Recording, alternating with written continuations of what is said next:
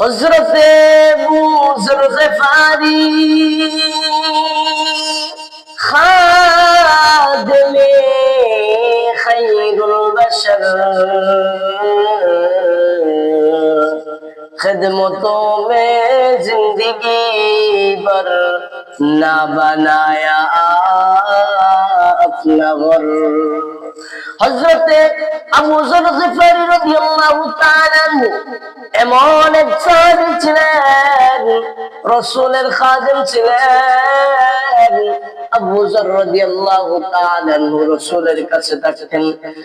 আল্লাহর রাসূলের কাছে থাকতে থাকতে জীবনটা উৎসর্গ করে দিলেন, জীবন শেষ করে দিলেন। রাসূলের কাছে থাকা অবস্থায় নিজের জিন্দেগির দিকে তাকান নাই। জিন্দেগি ভরে আল্লাহর রাসূলের খিদমত করতে করতে একটি ঘর বানান নাই। হযরতে আবু যর গিফারি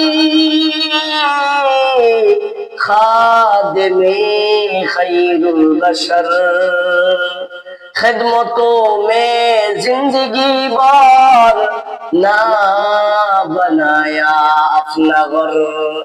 जिंदगी भर रसूलेर खिदमत करते करते, जिंदगी भर रसूलेर सेवा करते करते जिंदगी पार कर दिलेन, কিন্তু একটি ঘর আবু যর রাদিয়াল্লাহু তাআলা বানানোর সময় পায় নাই। ও দুনিয়ার মানুষ, আমরা তো নবীকে পাই নাই, নবীকে পাই নাই। নবীকে যেহেতু পাই নাই, আমরা নবীর ওয়ারিসদেরকে পেয়েছি।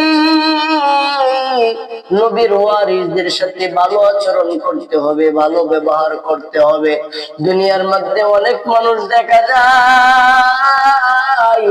উলামায়ে কেরামদেরকে দেখতে পারে না। রাসূল বলেন, উলামায়ে কেরাম আমি নবীর ওয়ারিস। আরে তারা কিসের ওয়ারিস? আরে স্বর্ণ মুদ্রার ওয়ারিস নয়, ইলমান, তারা ইলমের ওয়ারিস। ও দুনিয়ার মানুষ, ওই নবীর ওয়ারিসদেরকে যদি তোমরা মহব্বত করো, আল্লাহ রাসূলকে মহব্বত করা হলো।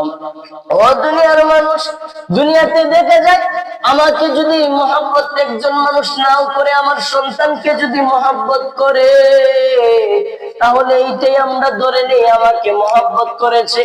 আমাকে যদি সম্মান নাও দেয়, আমার সন্তানকে যদি সম্মান দেয়, তাহলে বোঝা যায় যে আমাকে সে সম্মান করেছে।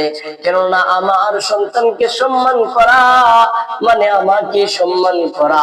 রাসূলকে সম্মান কিভাবে করবেন?